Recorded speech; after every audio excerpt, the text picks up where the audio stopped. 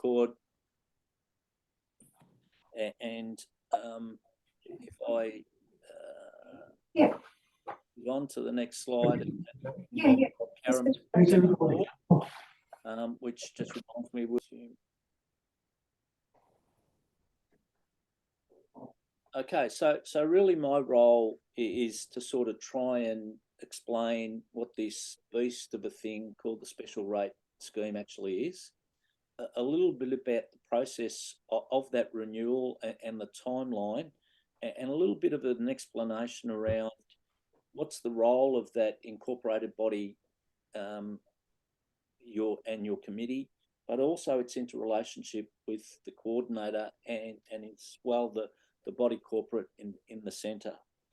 And again, we will have plenty of time for questions at the end. If you do want to ask a question on the way through, maybe for my benefit, if you can just maybe raise your little hand on the bottom of the screen so I can see it, and or just yell out, unmute yourselves.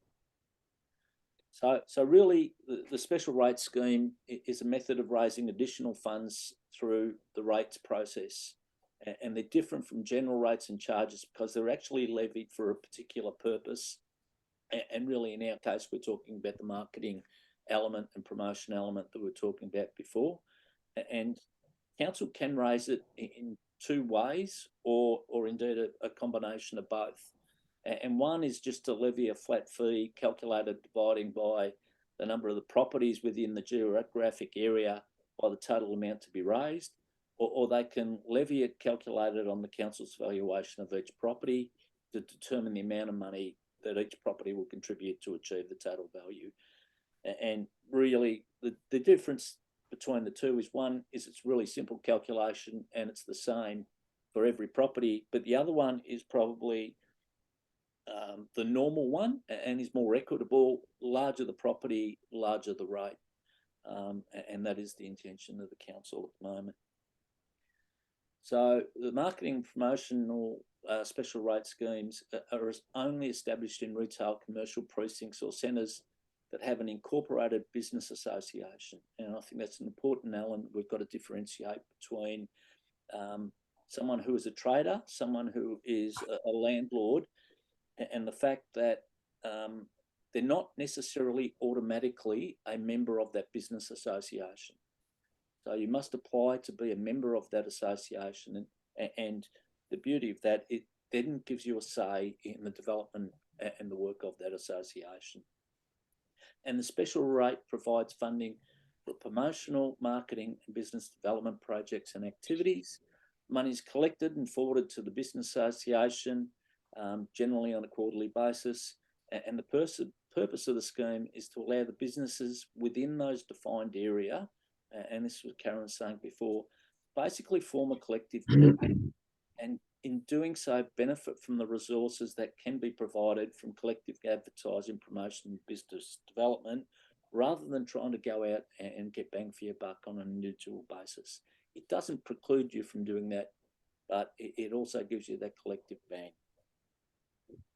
So really specifically, what you're actually funded through the special rate, through that business association to do is advertising, promoting, marketing, decorating, the business development, the employment of Karen, preparation of a business plan and an annual plan, and providing related assistance to the occupiers of the precinct. And whilst it's not able to implement necessarily infrastructure changes, it's there to influence the decision makers and advocate to the stakeholders, whether that be centre management or council, for those things to occur.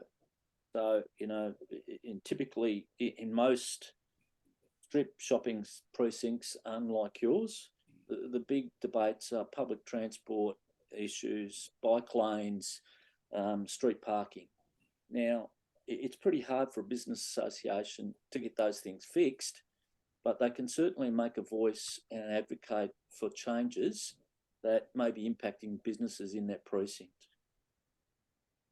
So an example being work that I've done with Fitzroy Street, is you can't just say we're going to fix the street and make it safe and clean, but they can certainly advocate to, police, to council, and to other major stakeholders in that precinct to say, let's aim at cleaning this up.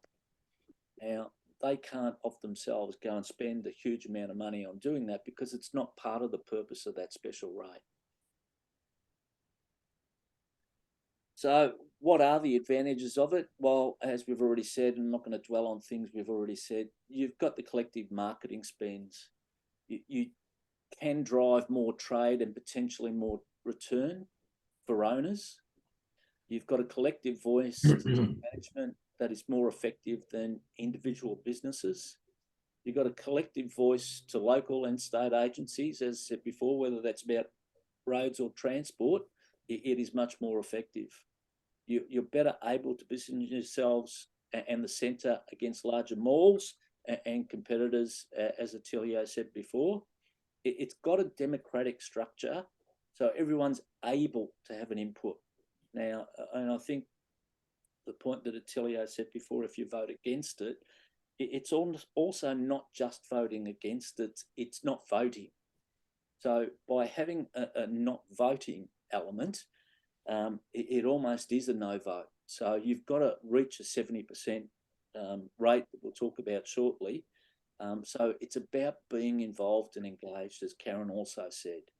It allows businesses to focus on their day-to-day issues and allows your coordinator to help drive the traffic and reduce you having to deal with a lot of your marketing issues. And really, the only real disadvantage is you've got to pay that rate. So a broad look at the timetable, we're in May now. We need to confirm that there's interest in that renewal. And again, you've already seen that we've got a trader and property owner review underway. And for those that mightn't have been here earlier, that survey closes on the 30th of May. And we'd really encourage people to not just vote themselves, but to encourage others to vote. The July to September period is a process where you would look with the Business Association of developing a strategic plan, which is a requirement of the application. And that's done, collaboratively, and we seek feedback from not just owners and tenants, but the broader community. And that's a requirement. Council then surveys local businesses, confirms that in October and November that it will be going forward. The legal review occurs and council conducts a further review or public notice and reports to council in November to January. A submission is formally put in March to April of next year. And as you can see there, I've said there is a requirement of council of a 70% threshold to support the ongoing renewal of the special rate. And that's a requirement of owners and traders. So again, you need to respond to the survey or it may not proceed. And even if your property isn't currently tenanted. So it's really important that 70% gets confirmed. And then, June to July, council declares that special rate. Letters to all affected properties proceed, and the VCAT appeal process of about 30 days applies from council approval, and notionally that would be mid-July when that whole process would be wrapped up. So what the committee commits to, if it is funded by the special rate. So each year they've got to provide council with a plan and a budget outlining how the association proposes to expend the special charge. Now, it doesn't mean they're necessarily locked in, fine-tuned to that, but, there's slight variations that are possible. But, it gives an idea to council of how the funds are going to be expended. Each financial year remains in force. The association's got to attempt to fully expend the special charge. As I mentioned in the previous example, we've got Stonington that have actually not proceeding with 5 of the special rate charges, and they're now in the process of trying to work out how on earth, after the 30th of June, when there's funds that haven't been expended, they can actually disperse those funds. So that's why they encourage you to spend it within that 12-month budget. You provide council with copies of all contracts entered into with third parties, which exceed 10,000, and that's all the transparency element, and provide evidence that you've got a procurement process in place. The association has to, at all times, be and maintain its legal status as an association. And really that legal entity has a committee. And in effect, the committee is elected by your members to make decisions on behalf of all of the property and business owners, even those that aren't members. And that's to be in the best interest and the purpose of the organisation. So both property owners and business owners are eligible to apply to be members. So again, just sort of highlighting, you're not automatically a member of that association just because you're part of the precinct. And that's different to just jumping on the website in many cases for other associations and joining the list of shops in the precinct and thinking you have a say in the association. That's not the case. So you need to be a member to vote, participate, and hopefully be on the committee. So, you know, probably from my experience, some of the issues that I've tended to see with trader associations, of them not being really clear about their position and their marketing. So clarity around the purpose, clarity about where they fit as a precinct, and a realistic plan to achieve it. Strong two-way engagement for local businesses and the council. Consistent communication with the broader community and businesses to attract and build custom, and not all of that can be online. The committee being clear about that it's achieving its results for all businesses, not part thereof. You know, I see a lot of associations in strip shops that have got a predominance in communication around hospitality, and they forget the professional services that are actually in the precinct. This is a personal one, but not overburdening 1 or 2 people on the committee with too much, even if they do insist on doing it, because they will eventually burn out. That they do keep track of progress and monitor the progress of the coordinator and make sure that things are tracking well. Not being afraid to look at other associations and seeing or asking what's worked or is working for them. Because what can work for one is quite easily adaptable for others. Get a mix and skills of backgrounds on the committee and try and build that succession plan so that if people do turn over, there's others to come in behind that. And you know, the other one is really not to make it all about council. You know, it shouldn't become a real whinge or protest movement, because negativity doesn't really drive business. So try not to fall into that trap. So as part of that special rate, you employ Karen to do that role. So you actually accept the full legal responsibility of employing that person. The terms and condition of the employment between the association and the coordinator have to be specified in a contract between the association and the coordinator, and have to include the following provisions: that position is actually reviewed annually, and it's based on a fair and equitable performance review. I used to say in a lot of cases, the performance review used to be, I like you, keep going. I don't like you, you're sacked.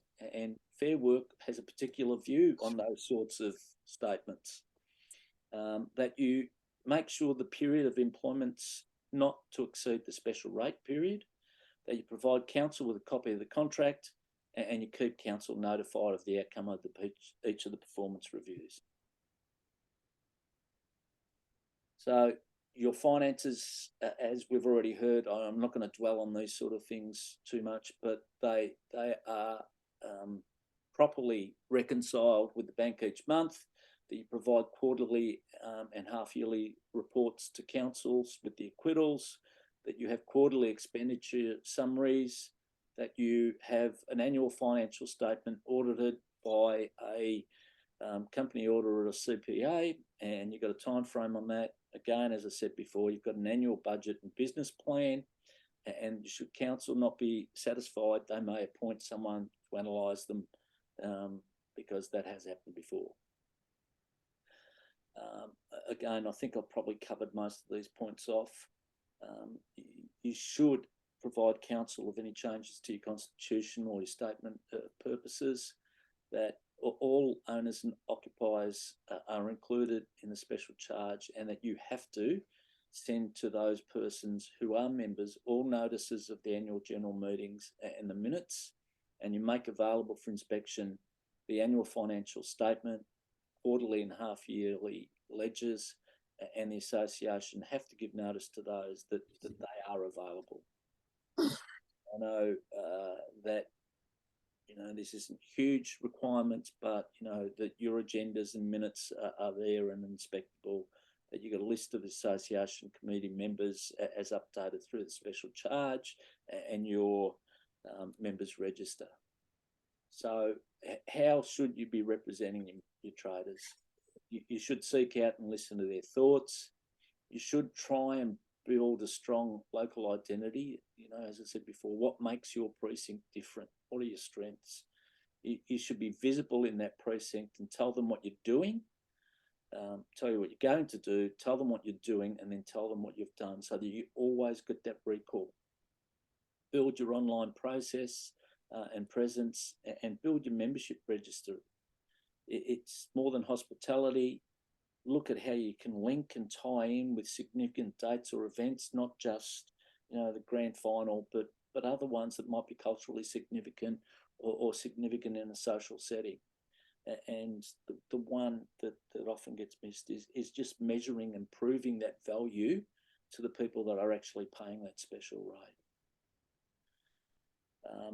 Council has got a policy on that. I've provided the link to it. It's got a lot of those details in there in further depth, and I'm more than happy to take any questions that people may have.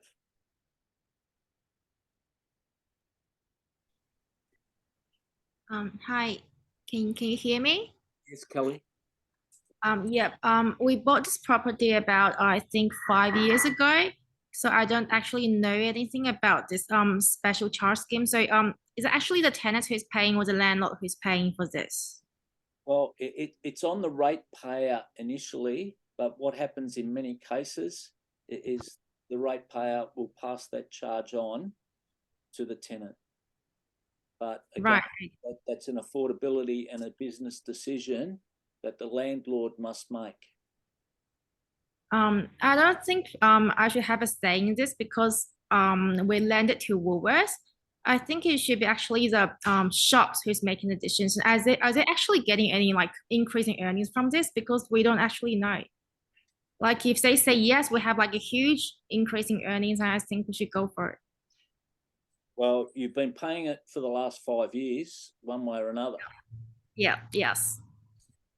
So yeah. So I say like if it's really increasing the earnings, and yeah, I'll support. Yeah. So I can't speak on behalf of how it's been marketed and how it returns on investment to the businesses, but in virtually every setting where I would see them operating, those that have a special rate scheme perform better than those that don't have a special rate scheme. Kelly, Kelly, if you look at all the list of all the things that have been done over the last 12 months, all the marketing, all the website, the flyers, the newsletters, all the different campaigns, different promotions, everybody in the centre, including Woolworths, have benefited from it, and it's impossible not to benefit from all those activities. So it's not a cost. It's not a cost. It's actually an investment. We get a return on an investment, and it's definitely worth the small cost for what you get in return. It's quite low. The cost is actually quite low. Right. Okay. So are you like a shop owner? Yeah, shop owner and a tenant. So Right. I work in my own, freehold. 10 doors down from Woolworths, in the front here, and I've been here 37, maybe 38 years. And I can tell you that the small cost of the special rate is well worth every dollar. Okay. All right. Okay. So how much was it for the past 5 years? Well, it depends on the size of the lot. So I'm like in total, like. I think it was 52,000. Was that correct? So that was about the same, right? Not a huge increase in it. No. I think. Yeah. CPI increase every year. Right. Okay. Okay. So what percentage do we have right now for the vote? Around how much, roughly? I'm not aware of what the return is currently, but No, I mean like the vote for the special charge. you need to get 70% of landlords and tenants. Okay, so that's based on the number of people, not based on like the land size. Correct. No, that's right. So Kelly, Karen will distribute a link for a survey that you'll be required to fill in, and at the end of that survey is an indication of whether you support the process of renewal to commence. So this is not this stage of where we're at in the renewal process is only to say, hey, we're ready. The traders are enthusiastic to commence the process of renewal. The special rate it ends in September next year. And so it takes about 12 months to get to that point of saying, yep, we're ready to go ahead, and to then start a new special rate from September next year. 70% isn't that applicable at the moment. Further down the track, where the renewal process is actually triggering, is when you need to get that 70%. But at this point, council is wanting to make sure that it's quite an intensive process, and so council wants to make sure that all the traders are behind this renewal process. And so at this point, you are still required to fill in the survey, and we would encourage all property owners and business owners to have their say at this point, to say, yep, we're ready to go ahead. The information that's in the survey further really gives us an indication of whether the marketing money has been worth it, and it gives you an indication of what's been done in the past. Right. Okay. Right. But by all means, reach out to Karen yourself, and have a chat if you need to. And equally, I'm happy for you to reach out to myself if you've got any questions from the council side of things. And Patrick's been kind enough to say that he's happy to answer questions from the governance perspective of how things are meant to run. Okay. Yeah. No more questions from me then. Thanks, Kelly. Is there anyone else that has any other questions? And also, I think Karen requested, if it's at all possible, to put down in the chat which business you belong to, or which property number. If I could still ask everyone to just complete that in the chat, please. I know, Kelly, you've already done that. So I'm not sure who the boardroom represents. Okay, we're from the upstairs offices. We have a couple of offices up here. So I think Karen mentioned earlier that she has our details, but I'm quite happy to. Yep. No, it's okay. If she already has your details, then that's fine. It's not not for my purpose. It's for Karen to know that. In addition to Karen, there's also Hubert has come into our office as well, and he's attending the meeting too. Brilliant. Thank you. Yeah. There's no reason to extend this meeting any further if nobody has any other further questions. I'd like to thank Patrick and thank you all for taking the time to attend and take it out of your evening. and you can get back to your evening really. So we've got the survey open until the 30th of May, as we've mentioned. Please take the time to complete it, and please encourage your neighbours to complete it as well. Beautiful. All right. Thanks, folks. Thank you. Recording there. Hopefully everything goes well. Karen, you'll resend that survey because I don't think we've received it. So I noticed your chat before where you said you're going to circulate it. So yeah, it's already been circulated, but if you haven't got it, I'll resend. great, thank you. Yeah, Thanks. no worries. Right. Okay. Thanks, everyone. Thank you. Thanks very much.